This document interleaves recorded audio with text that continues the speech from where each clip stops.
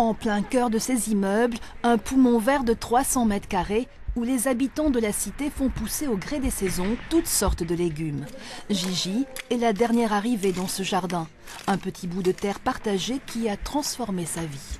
C'est d'abord se détendre, être entre copains. Ça établit un contact véritablement appréciable qu'il n'y avait pas. Sinon, on est enfermé dans les tours et bon, ça ne fait pas du tout la même vie.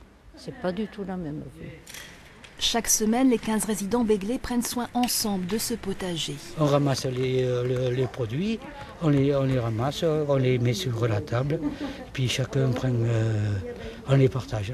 Il y a des mamies qui ne peuvent pas travailler au jardin, donc elles nous achètent des graines et nous on leur donne la récolte. Là, on est vraiment dans une idée de partage avec des personnes, donc, comme je vous dis, qu'on n'aurait jamais rencontrées et qui ont des vies qu'on n'aurait jamais pu imaginer. Des jardins qui prennent racine dans l'histoire de Bègles. La SNCF, après la guerre, avait conçu des potagers partagés pour ses ouvriers.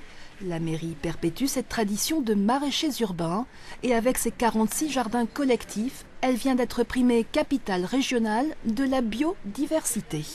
Nous sélectionnons des lieux dont on pense qu'ils peuvent être utiles à la socialisation, qui ne sont pas pollués.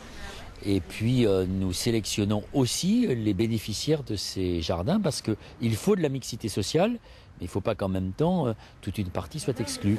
Cette année, les jardiniers de Thorez ont récolté 100 kilos de pommes de terre, 50 de betteraves, des blettes, des poireaux, des produits qui ont tous un label, celui de l'amitié et le goût délectable du bonheur.